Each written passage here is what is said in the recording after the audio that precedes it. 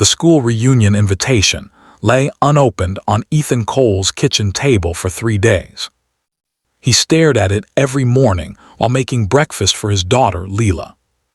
"Are you going, Dad?" she asked one morning, her big brown eyes curious. He smiled faintly. "Not sure, sweetheart, those people, they weren't exactly friends." He remembered the laughter, the cruel nicknames, Loser Cole, Poor Boy, Trash Kid. They'd mocked him for wearing thrift store clothes, for having no father, for bringing a packed sandwich while they bought cafeteria pizza. And now, 10 years later, they'd found him on social media and sent an invitation, probably out of pity or worse, curiosity. He had no idea that this time, the laughter would end very differently. Back then, Ethan had been quiet, shy, and poor. He'd worked night shifts at a diner to help his sick mother. His classmates never understood that. But life after graduation hadn't gone the way anyone expected.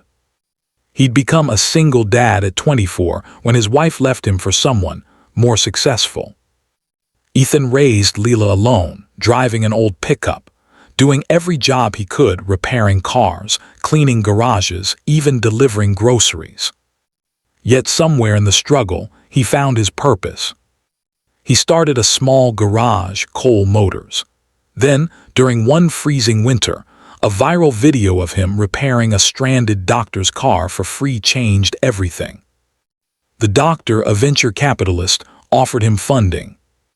Within 5 years, Ethan's humble garage became one of the biggest luxury auto restoration companies in the state. And now, 10 years after being laughed at, the loser had become a millionaire. But still, he stayed humble. Until the invitation came. Saturday night.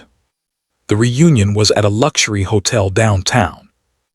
Ethan almost didn't go, but when his daughter handed him his car keys with a grin, saying, "Show them who my dad really is," he smiled. A deep blue Rolls Royce Phantom purred to life outside his house. The same car his classmates used to dream about, he now owned. When he arrived, the valet ran forward, cameras flashed, people stared. As he stepped out, sharp black suit, calm eyes, quiet confidence, the crowd near the entrance froze. "Wait, that's Ethan Cole," one of the old bullies whispered. "No way, that loser," another laughed nervously, "must be rented." Inside the ballroom, laughter and chatter filled the air. Old songs played. People boasted about their jobs, houses, and vacations.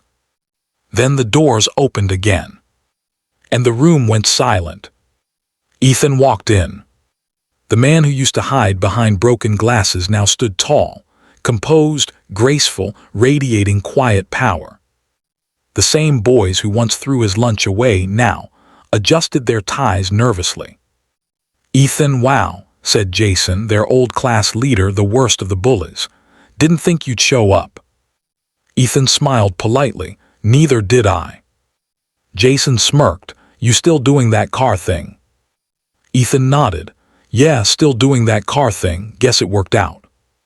He handed the waiter his coat, custom-stitched, Italian, and walked to the bar.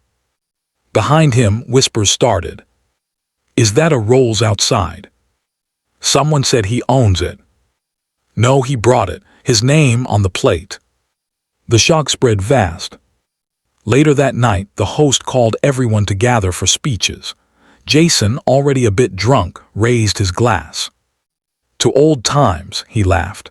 "To losers who somehow make it, even if luck's the only thing they got."